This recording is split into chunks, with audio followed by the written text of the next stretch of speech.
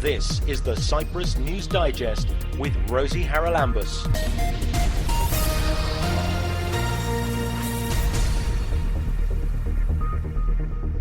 Coming up this week, an expert in zero-energy buildings says we need to rethink our approach in Cyprus. That's the problem. It's half-baked solutions and basically last-minute fixing things, which basically most of the time don't solve the problem and may even create some other problems. Despite completing its 5-year Life With Vultures project, BirdLife Cyprus says it will continue until the population on the island is sustainable. The long-term objective has to be to make the griffon vulture a permanent resident of the country. And the Cyprus Symphony Orchestra teams up with the Youth Symphony Orchestra for one last concert. She won the first prize in her category, the Grand Prix, the Liszt Prize, the Classical Sonata Prize, the EMCY Prize, and the Junior Jury Prize, all together.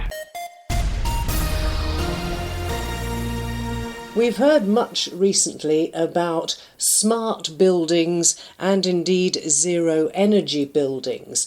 We're rather behind on this in Cyprus, I think, but you're invited to an open lecture at the University of Cyprus next week, Thursday the 27th of June to be precise, in the afternoon from 5:30 until 7:30. You can listen to my guest on this week's programme, Professor Andreas Athienidis from the University of Concordia in Montreal in Canada. Andreas, many thanks for joining us. You're an expert, I think, in zero-energy buildings and resilient net zero communities. Now, I did say we're behind in Cyprus. Well, part of our problem, I think, is the grid. But can we first start off by asking what you've been doing in Canada? You have, I think, much less sun than we do, so we ought to be up where you are, but we're not, are we? Okay, it's a mixed situation. First of all, thanks, Rosie, for inviting me for this interview. Canada actually has quite a bit of sun where we are. Montreal is about the same latitude as Milan, actually. And it's quite sunny and it gets quite warm in the summer too, although it gets cold in the winter too. So actually our levels of sunlight in the area where I am is quite a bit higher than Northern Europe. There is quite a bit of sunlight, not as much as in Cyprus, but I would say 70 to 80%.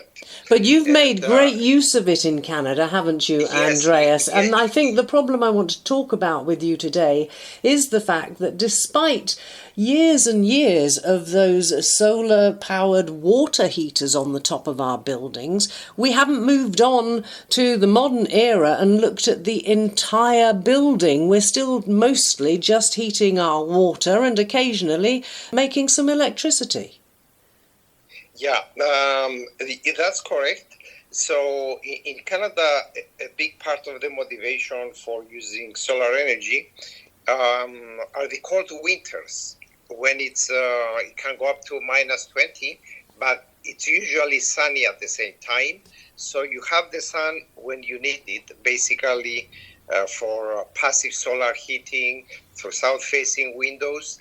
But at the same time, we are really looking more and more at whole neighborhoods now, where you have basically mainly electrical technologies. So there is a trend towards electrification with solar panels, heat pumps, and electric cars.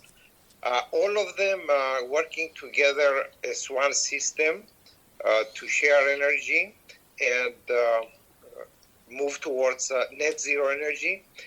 At the same time, export energy to the grid when there is excess energy and import energy from the grid, but move towards zero carbon communities, including both local transportation and the buildings. Something we are really emphasizing in our research right now, which is quite well funded, is this integration between electrified transportation, electric vehicles, and actually buildings, where you can use the batteries in an electric car, let's say, as an energy storage medium that can store solar electricity from solar panels and maybe even feed it back to the grid when the grid needs it, and have these multi-directional electricity flows between different parts of the system.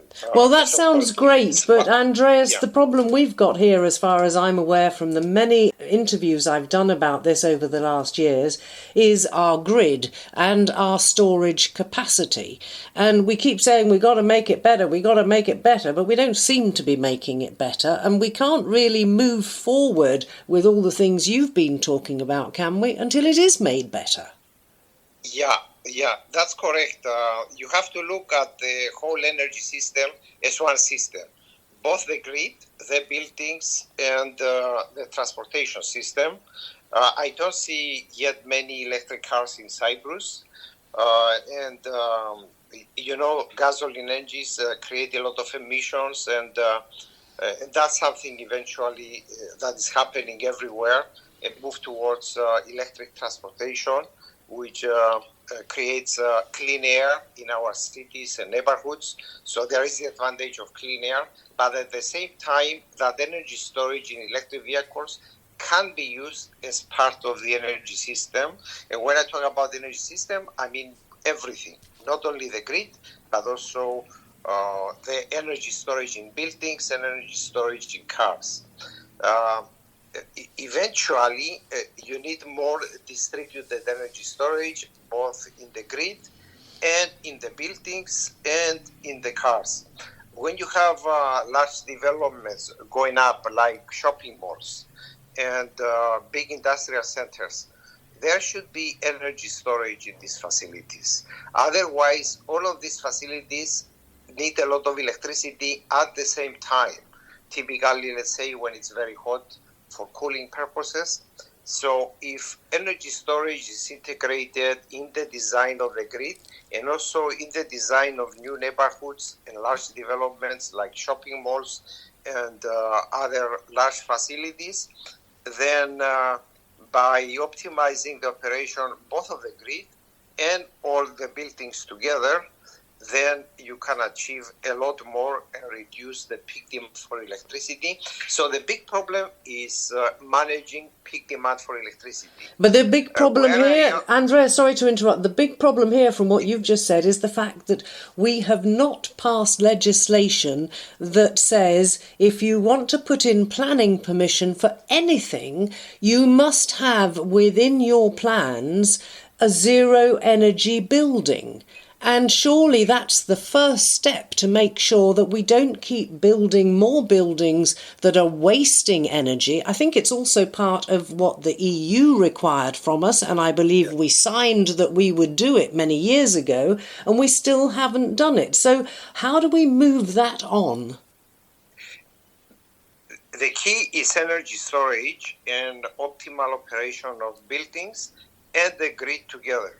So if you operate buildings in a smart way and you design them in a smart way to have a predictable peak demand for electricity, which typically the summer happens in the afternoon, then you can solve the problem. But actions need to be taken both on the building side and on the grid side. And as we move towards smarter building operation, then we will be able to predict this peak demand for electricity and manage it and reduce it. And this is the key. And we are starting to do that in the province of Canada where I am, Quebec, in collaboration with the main utility there, Hydro-Quebec, which produces most of its energy from hydroelectricity. And so the key aspect of this solution is really smarter operation of the grid and smarter operation of buildings. This is it requires a joint effort, both on the part of building owners, especially the large ones like shopping malls and big industrial facilities, and the grid together to solve this problem, which is probably, I would say it's like traffic congestion. When you have traffic congestion, you have some bottlenecks. You have some roads where you have long lines of cars. It's a similar problem here. You have consumers, which are also producers now. I'm happy to see that people put more solar panels on their buildings. And so this is a positive step towards a solution. But the solution needs smart operation, smart design to be able to predict peak demand for electricity, and also have energy storage. And the energy storage can be anything from batteries, it could even be hydrogen, it could be cold water in water tanks, or even so-called ice storage, but it can be done. And this is actually a big effort that needs to happen everywhere in Europe, not only in Cyprus, but also everywhere, even in Canada. It's the next step, and it's a quantum leap, basically, from the current design and operation of buildings and of the grid. Okay, let's talk about the design of buildings. We've got our education ministry here panicking about the fact that they had to close schools for a couple of days because of the high temperatures, and they're racing now, after many years of discussing this, to put air conditioners into school buildings. Now, when those school buildings are themselves totally energy inefficient, that is just pointless, isn't it? Should they not be spending that money, instead of on air conditioners, on making our school buildings fit for purpose in terms of energy consumption? They need to do both. They need to they need to make them energy efficient. They need to retrofit them, put more insulation on the roof, on the walls, and also put AC units. But the AC units will be much smaller if you insulate the building. You still need to put proper ventilation and air conditioning systems. And this is something that is increasingly demanded by schools in Canada. And because even there it's warmer, actually. Right now, maybe the temperature in Montreal is about 32, 33 degrees Celsius. So it's quite hot. And we need to do both. With heat pumps, we can use the same system to heat and cool buildings. We don't need a separate system to heat and cool. So if you if you insulate the building well, you design it well, with a heat pump, you can both heat it and cool it. So this is the proper solution. You don't need two separate systems. And increasingly, I hear there is a lot of dust in the air from the Sahara Desert and all that. There is a need for proper ventilation systems to bring in fresh air, but at the same time filter it to keep out the dust. And from what I hear, this is a big problem for a few months now in Cyprus. So you need basically to look at the complete picture and not do half-baked measures too late. Are you going to get a chance to talk to our movers and shakers and politicians and policymakers while you're here? Because we've been talking about all these things for years, and we tend here in Cyprus, as I'm sure you know, to put a sticking plaster on something and then hope it works for a few years, and when it doesn't, say, oh, we'll put a bigger sticking plaster, but we don't look holistically at the problems, do we? Exactly, that's the problem. It's half-baked solutions and basically last-minute fix-it things, which basically most of the time don't solve the problem and may even create some other problems. Like if you have an inefficient building and put a very large air conditioning system, it may create actually health problems from overcooling and even noise and things like that. So you need systemic solutions that address the complete problems, both from the building side and on the grid side, and I would say even transportation. I mean, eventually we are moving towards electrified transportation because there are some advantages there. And the advantages are reduced emissions, cleaner air in our cities, less noise, and at the same time they can provide energy storage for a building and for the grid.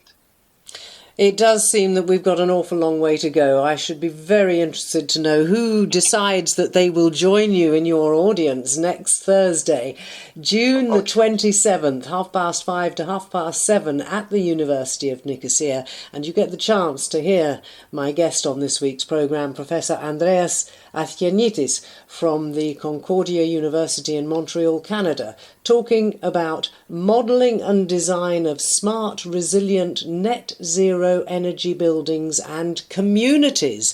We've talked about that on the programme before, but I think that's even further down the line. Andreas, a pleasure talking to you. Many thanks for your time. This is the Cyprus News Digest with Rosie Haralambous. On Wednesday evening, I was at the Leventis Gallery in central Nicosia for the culmination of the Life With Vultures programme, the launch of the documentary to mark the 5 years of the programme, and a photographic exhibition.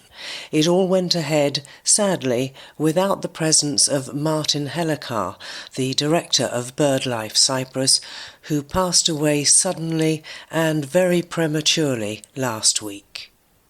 After we'd all toured the photographic exhibition, I caught up with Anastasios Leventis, who is the president of BirdLife Cyprus, and asked him how he felt now that the programme in theory had come to an end, but in practice would presumably have to continue for many more years if the population of griffon vultures in Cyprus was to be saved.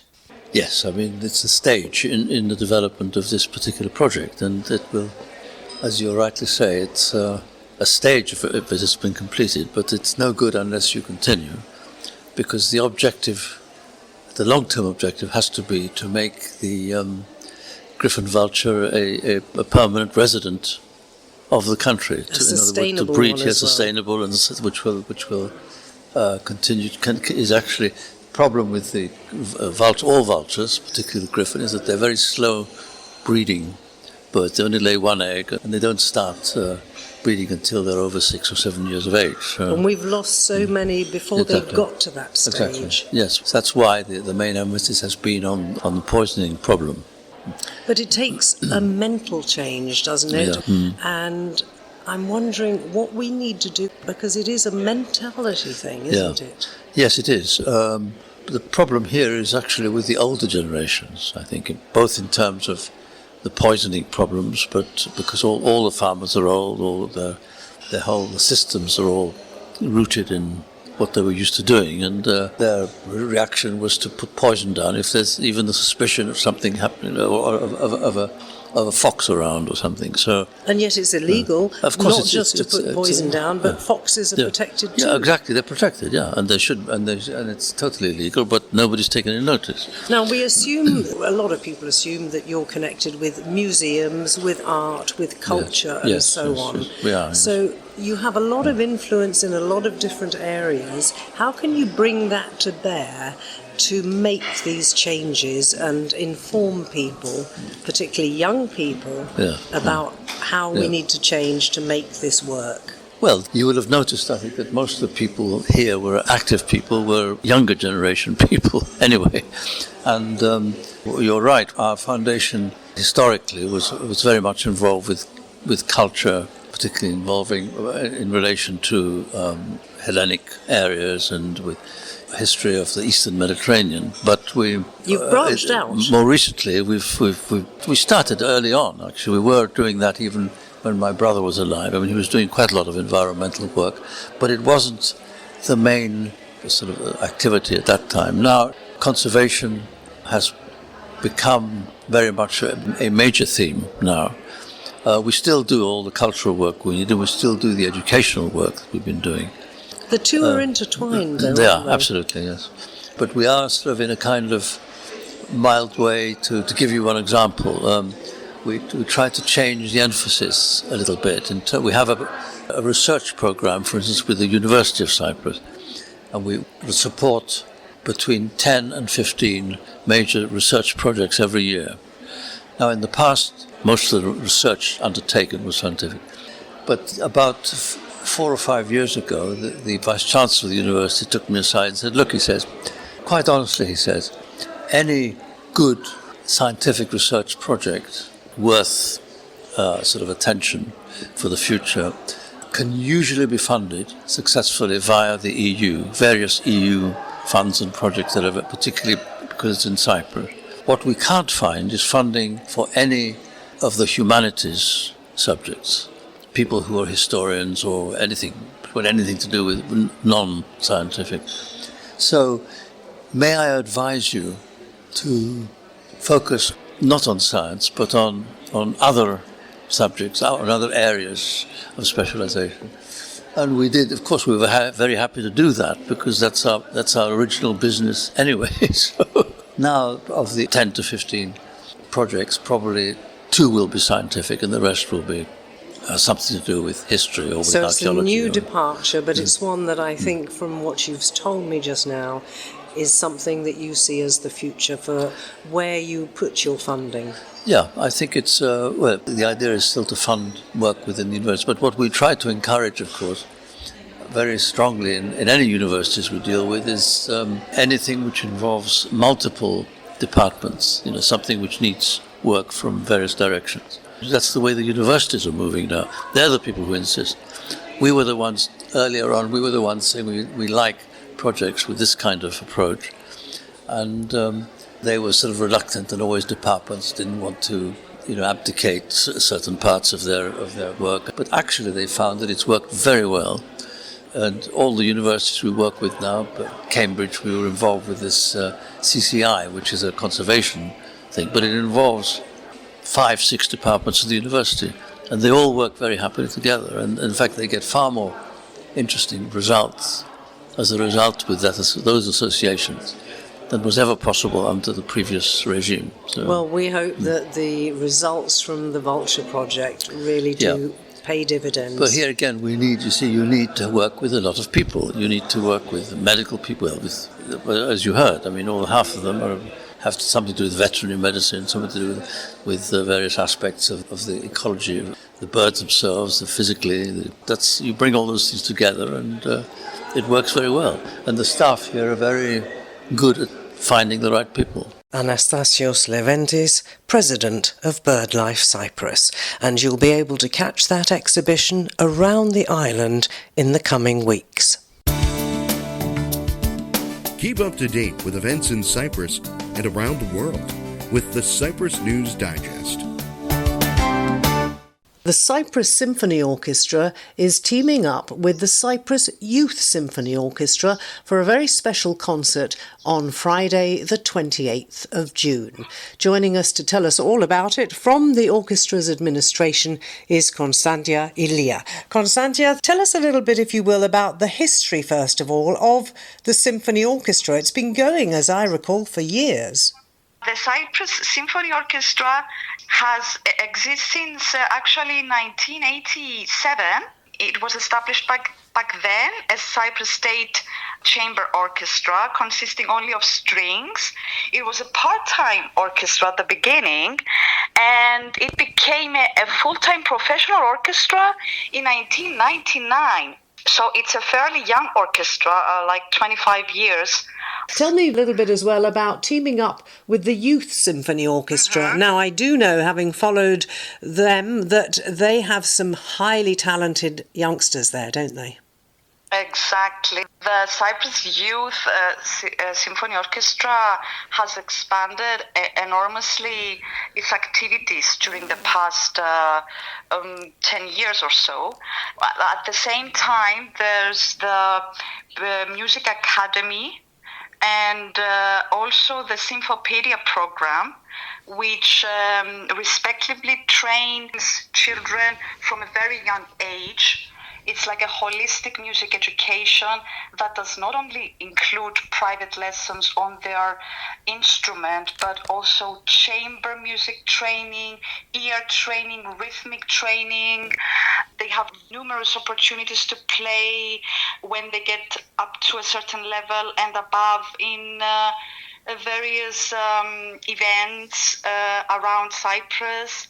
And the Cyprus Youth Symphony Orchestra as a symphonic ensemble gives about 4 to 5 concerts per year, and at least one of them is either opera or ballet. And its level has risen dramatically in the past years, as I have said.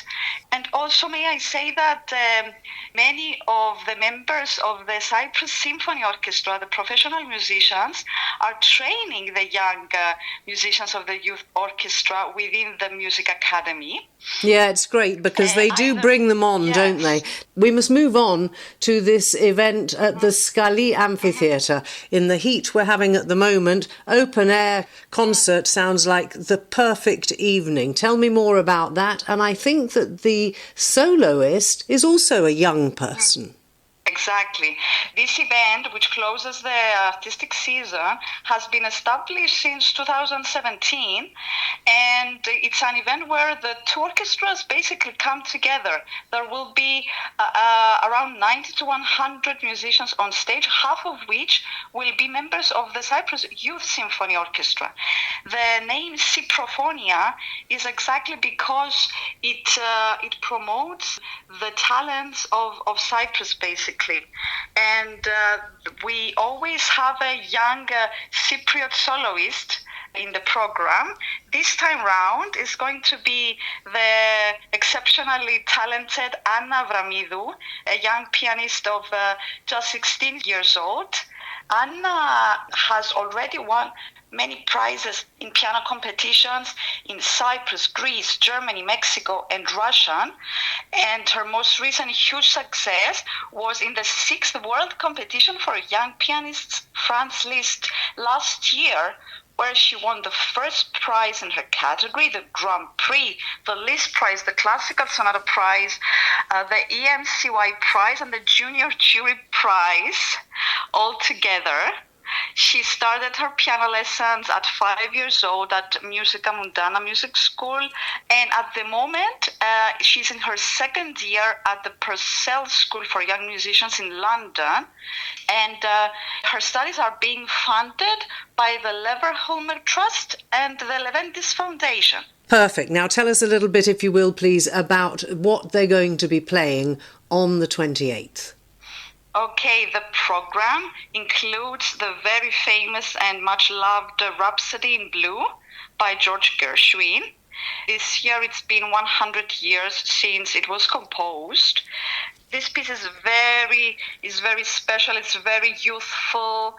It's famous for combining classical tradition with blues and jazz elements.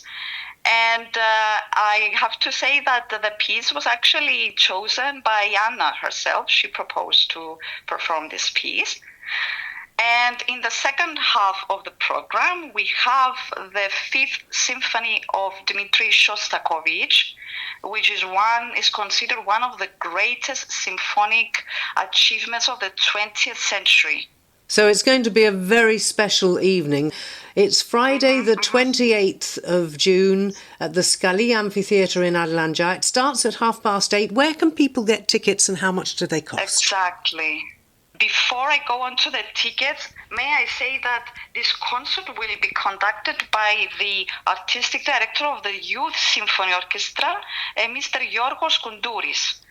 And people can get their tickets through the website of the Cyprus Symphony Orchestra Foundation at cyso.interticket.com, and also 2 hours before the concert at the box office of Scalie Amphitheatre. It'll be a wonderful evening under the stars, I'm quite sure about that. It rounds off the Cyprophonia series of events, and we've been talking to Konstantia Elia about the Cyprus Symphony Orchestra, and they're teaming up with the Youth Symphony Orchestra for a very special evening coming up, as I say, on the 28th. Konstantia, thank you for joining me.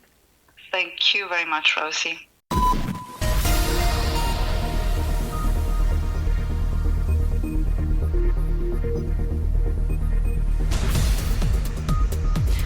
Well, that about wraps up this edition of the Cyprus News Digest. Many thanks for your company. Hope you'll join me next week. Till we meet again, take care and God bless.